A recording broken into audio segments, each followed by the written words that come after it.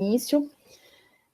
Eu não coloquei, né, o título da apresentação da minha dissertação, porque eu fiz um recorte, na verdade, né, eu tive que selecionar e fazer esse recorte da minha pesquisa de mestrado, que realmente, se eu continuasse, se eu falasse tudo que ela, enfim, né, que entrou nela, os dados e tal, eu me estenderia por muito mais tempo.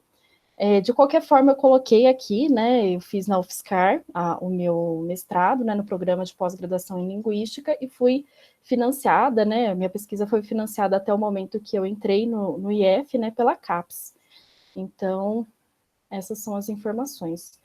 E o título é uma coletânea, realmente, desses dados, desses resultados que foram gerados, enfim, a partir dessa pesquisa, né, que eu coloquei como estratégias producentes de aprendizes de línguas estrangeiras.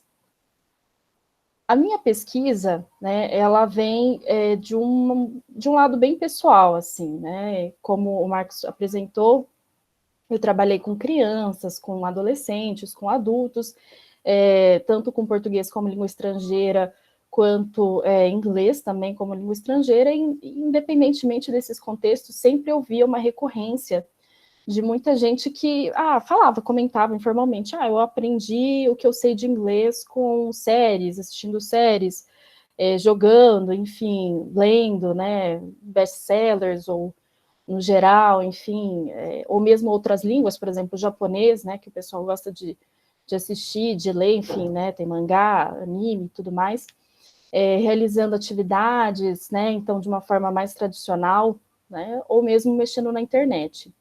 Então, a partir dessa recorrência, né, eu falei, poxa, será que não tem nenhuma pesquisa nessa área que possa realmente entender o que o aprendiz mobiliza quando ele fala que ele estuda a partir de séries ou videogames, ou o que ele realmente desenvolve?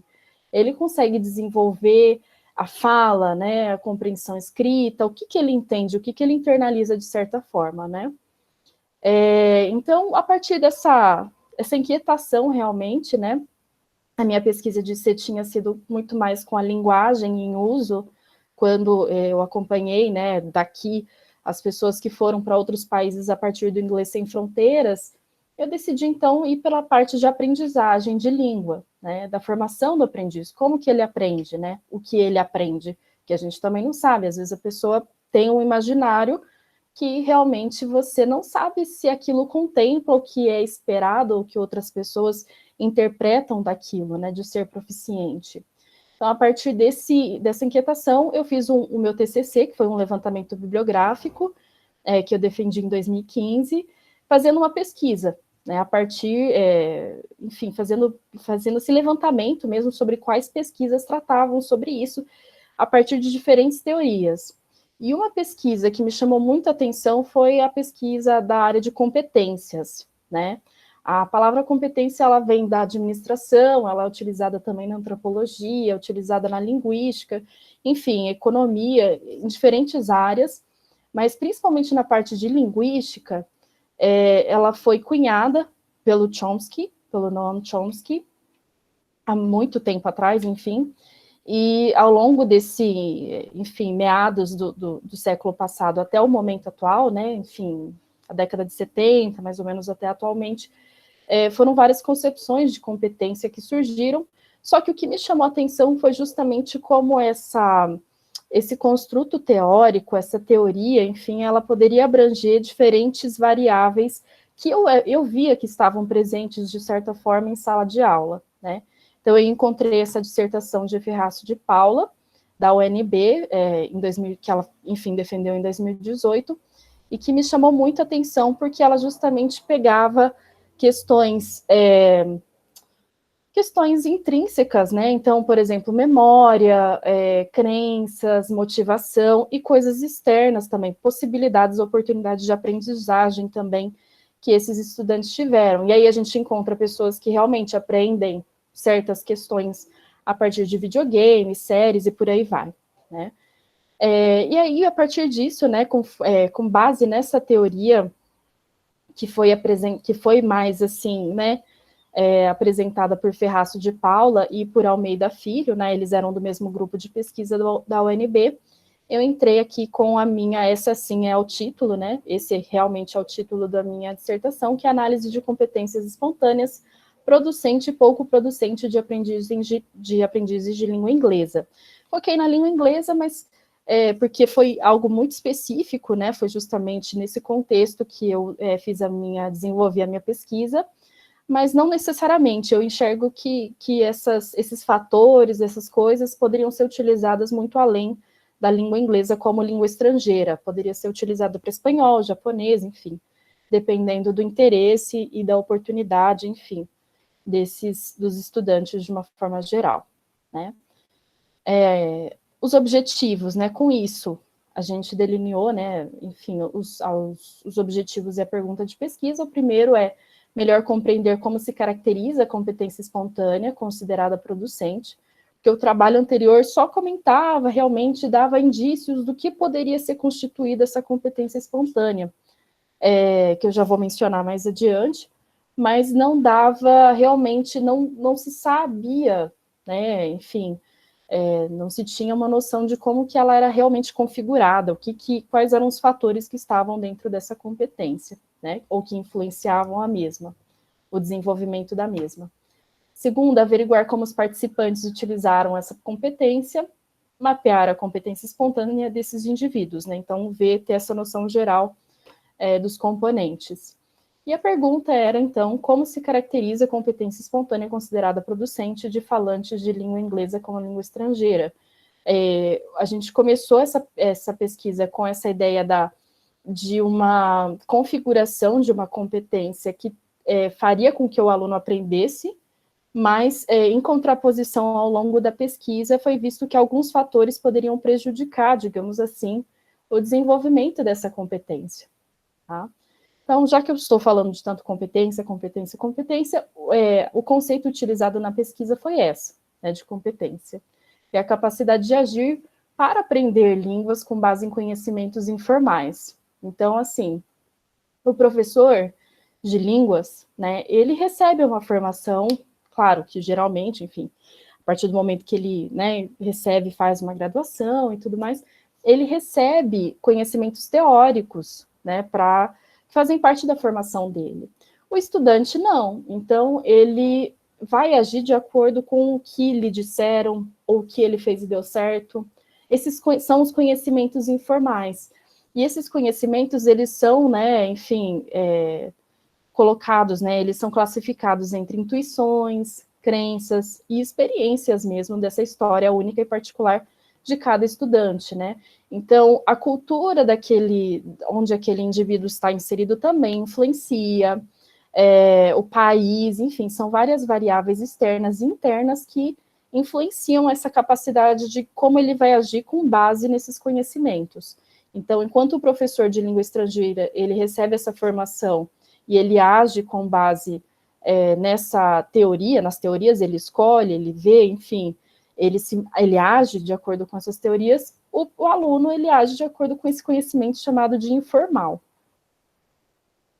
Então, basicamente, né, todas as competências, elas que, de acordo com essa teoria, não são só a teórica, não são só a implícita, né, são várias outras que existem, né, eles fazem uma classificação de competências que o professor e o estudante têm, mas especificamente essa, né, todas têm o conhecimento, a atitude e a ação, né, especificamente essa era apresentado que há um conhecimento informal, né, a partir disso o aluno tem atitudes, ou seja, ele se posiciona frente àqueles conhecimentos de alguma forma e a partir disso ele age, tá? Então, existe o conhecimento, existe a postura, digamos assim, a interpretação ali, a predisposição e a ação, tá? Porque nem sempre, por exemplo, o aluno pode ter um conhecimento, ou mesmo o indivíduo como um todo que fala língua estrangeira, ele tem esse conhecimento, mas ele tem outro posicionamento frente a isso, e às vezes ele mesmo não percebe,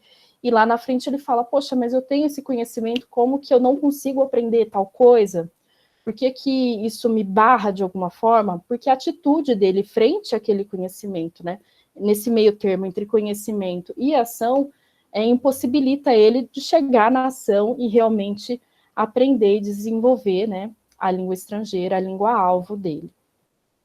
Aqui são algumas, enfim, teorias principais que foram utilizadas, né, então, de motivação, de estratégia, de preferências, termos de memórias também, né, como que a memória funciona para essa questão linguística, né, neurolinguística, enfim. E aí a gente entra na metodologia. Essa pesquisa, né, foi uma pesquisa qualitativa exploratória, porque não havia, né, dentro, com base dessa teoria, claro que há outros recortes com outras teorias, mas com essa parte de competência, né, com essa teoria da competência, foi somente essa que eu havia encontrado, né, de 2008. Foi um estudo de casos múltiplos, então foram selecionados dois grupos de estudantes, foram 3, na verdade, mas no final, né, chegaram no final da pesquisa dois grupos que foram, enfim, acompanhados mais de perto, enfim, com os instrumentos, com questionário, com narrativa, com gravação em áudio e vídeo, notas de campo, atividade de interpretação, comentários deles, enfim. E isso aconteceu durante meu estágio no mestrado, né? Então, o meu estágio foi na disciplina de inglês instrumental, numa turma de biblioteconomia e ciência da informação, entre 2016 e 2017, e eu acompanhei, enfim, tanto a professora quanto os estudantes, né, nesse estágio, e fiz a minha coleta durante esse estágio, enfim, do mestrado, tá? Os estudantes que foram selecionados aqui já estão pré-selecionados, já pré-classificados nos grupos, né? O primeiro são esses 3, Alice, João e Tainara, que foram classificados, né, como num grupo que tinham essa competência pouco producente. É importante falar que é difícil a gente colocar que não existe nenhum ponto positivo ou que não saia nenhum desenvolvimento linguístico do aprendiz, enfim, é uma coisa zerada, não dá para falar assim. Então, a gente colocou como pouco producente, ou seja, que o aluno patinava na aprendizagem, ele realmente não conseguia desenvolver por alguma questão, que eu falo mais adiante, e aqueles alunos que viam uma dinamicidade realmente na aprendizagem deles, que foi o Breno, a Kátia e o Matheus, todos nomes fictícios, né, por uma questão de ética. Dá para ver que eles, né, vão ali de 19 a 31 anos, né, e a maioria já teve contato com o inglês, seja na aula regular, né, seja em um curso externo, né, à escola. Então, quais foram os resultados no geral, né? Aqui são alguns pontos apenas, tá? A primeira são as crenças. As crenças, vários teóricos consideram, classificam de diferentes formas, tá? Mas, basicamente, o que a gente assumiu é que a crença é um conhecimento informal que o indivíduo tem. Alguns teóricos chamam de representações, principalmente na área da psicologia, ou mesmo opiniões, ou mesmo, enfim, conhecimentos informais vindos de alguém, de outrem, né?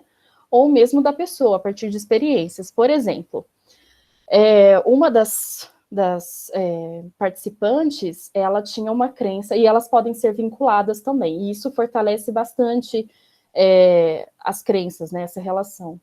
Por exemplo, uma das participantes, ela tinha uma crença muito forte, e ela colocava isso bem forte, assim, bem fortemente na fala dela, e de forma bem explícita, que a língua inglesa era uma dominação cultural e política, econômica americana, norte-americana, né? E outra crença dela, bem colocada, bem construída ali, né, na fala dela, era que ela nunca aprenderia aquilo porque aquilo não faria diferença na vida dela. Apesar que o trabalho exigisse, né, sempre tem essa questão do mercado de trabalho que exige que você tenha um nível, pelo menos intermediário, básico intermediário em inglês, né, de língua inglesa, ela colocava que aquilo não era para ela porque ela se recusava justamente a entrar nesse sistema que era outra crença dela. Então, quanto mais relacionados essas crenças, mais fortemente pode ser que o aluno se desenvolva ou não, tá? Então, nos dois pontos, né, nos dois grupos a gente vê crenças estáveis, ou seja, não era uma coisa que oscilava, né? Era uma coisa que estava enraizada já há algum tempo. Enquanto na producente, né, essas crenças influenciavam negativamente o desenvolvimento, essas outras crenças dos participantes com o CESP producente não influenciavam tão negativamente, não tinham impacto, não necessariamente era positivo, mas com certeza não era negativo, tá? Com relação às intuições e pressupostos, intuições e pressupostos são aquilo que você não leu em nenhuma teoria, mas é tão fortemente, é um conhecimento que você tem quase, assim, para você é certo que aquilo é real, você não consegue falar a origem daquilo, mas aquilo para você funciona. Os participantes que tinham CESP pouco producentes, eles tentavam, né, eles agir de forma prazerosa, simplificada e confortável, mas eles não refletiam o porquê exatamente do que eles estavam fazendo. Eu faço isso porque eu gosto, mas né, eu não sei se isso tem um impacto positivo na minha aprendizagem. Por outro lado, a gente também tinha participantes que tinham acesso a producente com intuições e pressupostos positivos, né, nessa mesma vertente de uma coisa prática, prazerosa, motivadora, mas muitas vezes eles refletiam sobre o porquê eles faziam aquilo. Inclusive, essa parte de refletir, eles analisavam, eles eram bem conscientes dessa forma, eles analisavam como, o que eles faziam e o que aquilo trazia para eles de benefícios. Então, por exemplo, eu jogo jogos de RPG, né, enfim, ou mesmo jogos online, e eu falo no chat, e eu me jogo mesmo, eu vou, né, enfim, vou falando, eu não fico com vergonha, eu percebo que isso me motiva mais a falar. Então, esses tipos de estratégias, né, esses tipos de reflexões mesmo, eu faço porque eu gosto, mas o que isso está me trazendo? Se eu mudar a legenda da série para português, ou só para inglês, ou se eu tirar a legenda, será que eu consigo ver a separação entre as palavras? Será que eu consigo ver muito além da parte visual? Se eu escutar um podcast, então, coisas nesse sentido. Eles tinham essa reflexão, né? As atitudes e ações, né, por um lado, umas eram negativas, né, as outras eram positivas. Como eu comentei, né, a parte negativa era sempre por uma ausência de reflexividade, né? Ou mesmo, faço isso, mas me limito a isso, né? Então, pode ser que eles assistiam, né? Eles colocam, né? Eles assistiam filmes e séries, eles procuravam a tradução da música, né? Por se sentirem também um pouco mais confortáveis quando eles voltavam para a língua materna, né? Então, a minha língua, a língua que eu me sinto confortável, que foi a primeira que eu tive, ela, né, significa dessa forma. Então, assim, sempre tentando trazer para um lado muito confortável, mas sem muitas vezes se desafiar a aprender, né? Os outros também trabalhavam, né, com a produção, com a tradução, mas assistiam filmes, ouviam e traduziam músicas, liam em inglês, jogavam em inglês, refletiam também. Então a gente vê um pouco mais de ações também nesse sentido, muito mais do que os de pouco producentes, né? Uma ramificação aí, de panoramas e de possibilidades aí. Com relação à parte da afetividade, isso foi muito marcante na pesquisa. Pessoas que basicamente falavam, eu não gosto de inglês, eu nunca aprendi, eu vim da escola pública, não sei porque eu tenho que aprender isso, mas eu não venho da escola pública, eu não gosto. Isso daqui é muito comum, ou não aprendi porque eu venho, só vi verbo to be porque eu vim da escola pública. É uma crença muito comum e mostra justamente a questão da afetividade. Né? Foi visto, né? A gente viu que a ansiedade, baixa autoestima, pessoas que se demonstraram ali, participantes que se manifestaram contra, ou mesmo não gostar de aprender a língua inglesa, né? Tinha uma dificuldade maior. Então, soma-se toda essa configuração, essa questão também, né? E gostavam muito da tradução, então ficavam, né, muito vidrados, né, muito reservados a essa questão da tradução. Por outro lado, né, os outros, eles tinham um filtro afetivo baixo, gostavam da língua-alvo, né, do inglês, no caso, e 2 dos 3 participantes disseram gostar de tudo que era feito nas aulas de inglês ou de atividade de listening, né, de compreensão auditiva. O terceiro não respondeu a pergunta do questionário. E a gente via também, dentro desse aspecto, né, que geralmente, né, os participantes com CESP producente, eles não tinham vergonha de se expor, né? Ah, então será que se eu falar assim, eu vou falar errado, eu vou ser julgada, ou, nossa, eu falei tudo errado a pronúncia. Não, eles tentavam, e se eram corrigidos, eles atendiam aquilo como, interpretavam aquilo como uma aprendizagem mesmo, e levavam mais adiante. Claro que não eram em todos os contextos, né? Num contexto de trabalho, nem sempre era mesmo que era exposto nas aulas de inglês instrumental, né, da UFSCar. Então, existiam essas variações, né, mas isso era bem visível, né, nesse sentido. Existe uma teoria da década de 70, Rubin e Stern, eles trouxeram em 1974 e 1975, a teoria do bom aprendiz.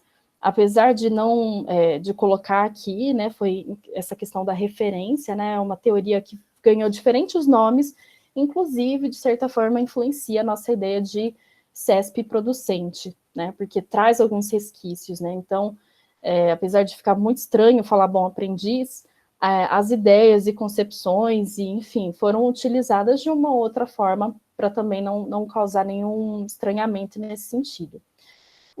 Os participantes com CESP producente, eles utilizaram 6 das 7 características que foram apontadas por Rubin, tá?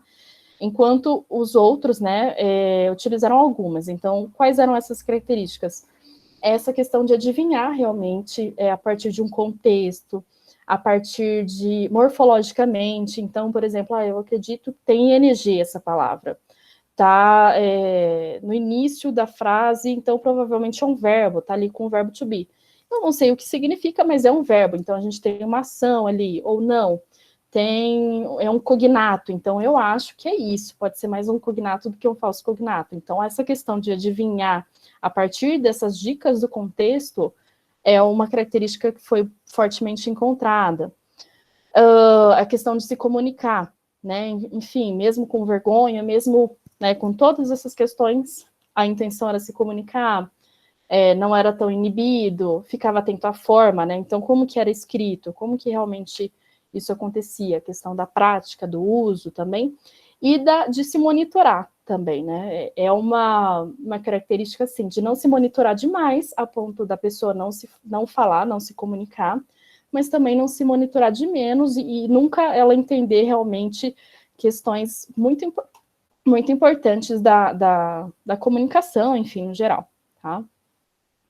E, por outro lado, os participantes com CESP pouco producente, eles ficavam mais inibidos, não costumavam praticar a língua-alvo, eles possuíam, né, a característica a segunda característica de ter uma vontade de se comunicar, mas eles, quando ficavam do lado, né, ou próximos a participantes que tinham um nível de influência maior, eles ficavam mais inibidos, preferiam não se expor, né? E, enfim, por uma questão de dados também, a gente não conseguiu aprofundar muito se eles teriam essas outras características, enfim, mas como, né, nesse recorte que foi feito, eles não apresentaram. Então, não é que sim, não é que não é que eles não tenham, mas nesse período que foi colocado para os dois grupos, um apresentou mais do que o outro, foi o mais recorrente do que o outro, né, essas características. Então, a gente vê que talvez não é que os outros não tenham, mas é que a recorrência de utilização dessas características, né, é maior com os de CESP producente. Então, num geral aqui, né, se você tivesse interesse em aprender uma língua estrangeira, claro que não é uma receita de bolo. Primeiro, você tem que ver que tipo de pessoa você é. Você é mais visual, se você é mais auditivo, se você é aquela pessoa que na sala de aula precisa registrar tudo que o professor fala, se você é mais lógico, né? A gente consegue também estudar a partir da lógica. Enfim, se você consegue estudar sozinho ou com um colega, que são as múltiplas inteligências. Então, qual que é o seu perfil? O que é aquilo que te atrai mais ou que te auxilia de alguma forma? Fora isso, refletir mesmo. Então, nossa, eu não consigo fazer isso, mas por que você não consegue? Qual que é a sua opinião sobre aquilo? Ah, eu acho que isso não é para mim. Tá, e por que que você acha que é? Quase um exercício psicológico mesmo, sabe? Para você entender as suas crenças, as suas intuições. A sua ação, ela vem com base, de acordo com essa teoria, com conhecimentos implícitos e sentimentos e experiências anteriores. Então, pode ser uma questão bem psicológica também, e neural também. Então, tudo depende desse exercício mesmo, parar e pensar, por que que não vai para frente, né? Ou, realmente, eu quero isso? Né? Enfim, essa questão da motivação é uma coisa porque o mercado de trabalho te coloca, isso não significa que você vai deixar de lado também, mas o que que você vai fazer com isso é a chave, né? Ou se é uma coisa que você quer, né? Ou você integra, olha, o mercado de trabalho me exige, mas eu posso apresentar isso. Então, como que eu posso integrar essa motivação, né? E baixar o filtro afetivo, né? Enfim, a língua, qualquer língua, ela sempre está em desenvolvimento, a gente nunca vai acertar tudo. Enfim, os professores, muita gente olha, por exemplo, professor de português, nossa, mas é sua língua materna e tal, e pensa que você enfim, é uma gramática ambulante, né? Mas a língua, ela desenvolve, ela se move, ela se movimenta, diferentes expressões são colocadas, o contexto também, ele exige um tipo de linguagem, as pessoas que participam, enfim, então não existe resposta, né, certa nesse sentido. Então, assim, é se colocar, receber uma crítica, né, veja, filtra, coloca, veja, enfim, trabalhe com isso, mas é importante se colocar, eu não consigo me expor com pessoas conhecidas, então entra num chat, entra, enfim, conversa, tem aplicativo, tem diferentes ferramentas que você pode utilizar, aproveitando desse filtro afetivo, que é esse receio, né, que pode trazer ansiedade, nervosismo, enfim. Algumas características do bom aprendiz, como eu comentei, às vezes a pessoa vai lá e pesquisa palavra por palavra, e aquilo acaba desmotivando. Então, a atividade tem que ser motivadora, ela tem que ser desafiadora, mas ela não pode te deixar sem motivação também. Então, tem que ter esse jogo, tá?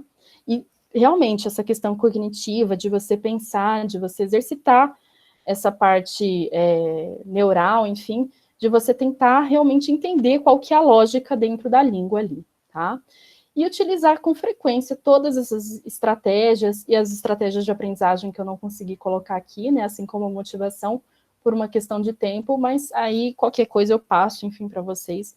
São outras questões mais pessoais que não foram tão conclusivas, aliás, não foram nada conclusivas nessa pesquisa, mas o que, enfim, a gente acabou vendo foram essas questões mais gerais e afetivas, e, enfim, a questão da memória também foi algo muito importante, porque muita gente às vezes vai, estuda e deixa de lado e não retoma aquilo, né? Então, como que biologicamente, inclusive, você vai fazer o seu cérebro entender que aquela informação é importante? É retomando aquilo. Então, passa um pouco mais de tempo, retoma, passa um pouco mais de tempo, retoma, porque senão realmente é limitado nesse sentido.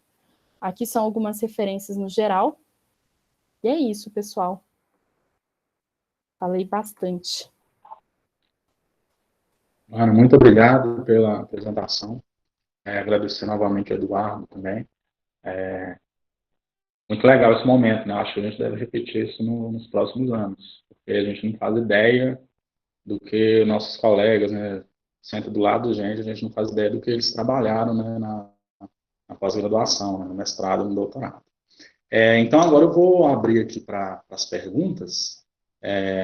Então, assim, acho que eu vou fazer uma pergunta para cada um primeiro, né, e a gente vê se tem mais algumas perguntas. Então, vou iniciar aqui com o Eduardo. Não tivemos no chat, mas eu tenho duas, tá, Eduardo? A primeira que eu tenho é se essa taxa de inativação microbiana, na verdade, ela é utilizada para definir a validade de consumo dos produtos. E a outra pergunta que eu tenho é se, nesse tratamento que vocês fizeram no seu doutorado, vocês verificaram se esse tratamento ele altera o sabor do produto.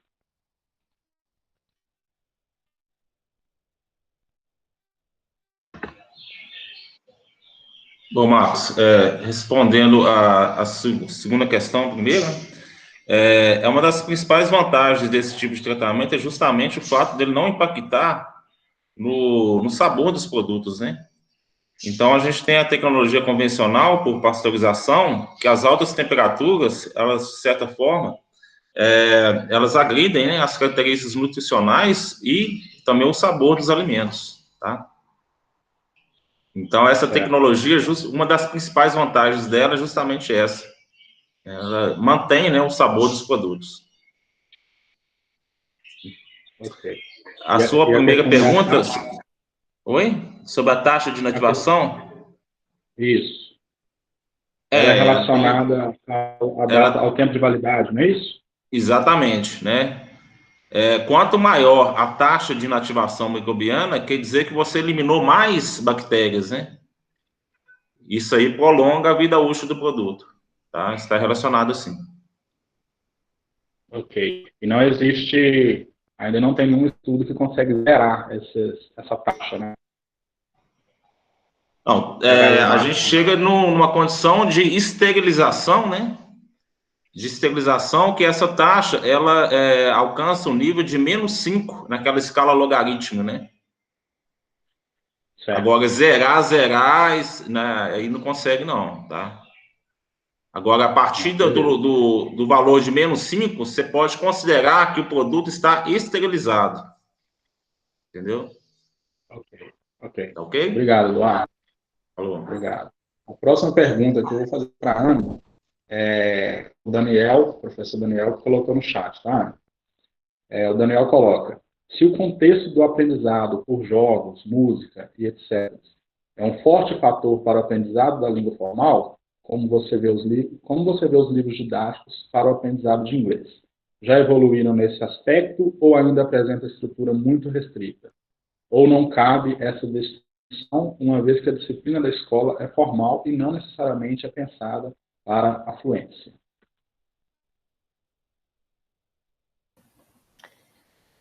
Primeiramente, né, um ponto que é muito reforçado na graduação em letras, né, na licenciatura em letras como um todo, e acredito que nas demais também, nas demais licenciaturas, é que o livro didático ele é um recurso, não necessariamente você vai seguir ele todo, né, do começo ao fim, principalmente porque você lida em sala de aula com diferentes alunos, com diferentes contextos. E isso a gente vê, inclusive, no ensino remoto, né, atualmente, você tem alunos que, de repente, jogam e que desenvolvem aplicativos, assim como você tem alunos, e isso não necessariamente eu estou colocando como um fator negativo, mas como um fator da nossa diversidade, né? Você tem estudantes que nunca acessaram, nunca tiveram oportunidade, enfim, como acessar diferentes sites, aplicativos, o acesso mesmo, o uso, e não tem essa questão intuitiva, esse conhecimento, esse letramento, né, que hoje em dia é tão debatido, tão falado, principalmente nas áreas de línguas, tanto materna quanto estrangeira, essa questão de como o aluno, onde ele vai, o que ele clica, o que ele aciona, ou mesmo quando ele pega, não necessariamente um letramento assim, né, mas, por exemplo, vai na prefeitura ou vai fazer um boletim de ocorrência ou alguma coisa nesse sentido, que informações, o que ele aciona ali, o que ele não aciona. Então, a gente tem diferentes tipos de alunos, né? Então, o livro didático acaba sendo um recurso mesmo para ser utilizado também, principalmente porque ele é pensado em questões de currículo, né, que é baseado em todos os documentos que existem, né, estão em vigência naquele momento, mas muito além disso a gente pode utilizar sim. Tanto é que, por exemplo, aí eu vou fazer um gancho mais pessoal, né? Eu tenho uma colega minha que ela já trabalhou em diferentes empresas, enfim, que desenvolvem jogos educativos ou mesmo jogos no geral. Inclusive, por exemplo, ela estava trabalhando com a Lego, né? Enfim, esse último mês, e desenvolvendo, enfim, jogos no geral e educativos também. Então, existe essa possibilidade de inserir também, né? E aí vem da questão do professor, vendo como que ele está ali com os alunos, se os estudantes, se aquilo também não vai ativar o filtro afetivo e não vai trazer uma ansiedade maior. Por exemplo, quando o professor entra em sala já falando inglês, tem aluno que se trava, que não consegue, fala, não, eu não vou conseguir, eu não quero saber, eu não volta como era antes, ou faz de forma diferente. Então, são recursos, né? Então, eu acredito que é diversificando mesmo. E o aluno também tem essa oportunidade e deve também buscar, né, e tentar entender o que funciona para ele. Porque muitas vezes o professor em sala não consegue dar conta de tudo. Então, aí vem também um aluno junto com o professor tentar trabalhar isso, ou mesmo paralelamente, né? Então, por exemplo, eu já acompanhei alguns estudantes que jogavam com chat, né? Assim, era online no computador, e eles falavam: olha, Ana, quando eu tenho uma dúvida assim de léxico, eu vou lá, olho no tradutor ou vejo no dicionário e volto. Então ele encontrou aquela estratégia e ele não fica travado num nível linguístico, ele consegue evoluir. Então, é forte, sim. Eu acho que o mercado de jogos, principalmente hoje, né, séries, nem se fala. A gente tem diferentes contextos, que isso é importante, né? Às vezes o estudante ele fica pensando só na língua inglesa do norte-americano ou do britânico. Mas hoje em dia a gente tem muito mais gente que não é nativo que fala inglês do que gente que é nativo que fala inglês, né? E fora quem tem o inglês como segunda língua, por exemplo, na Índia, enfim, né?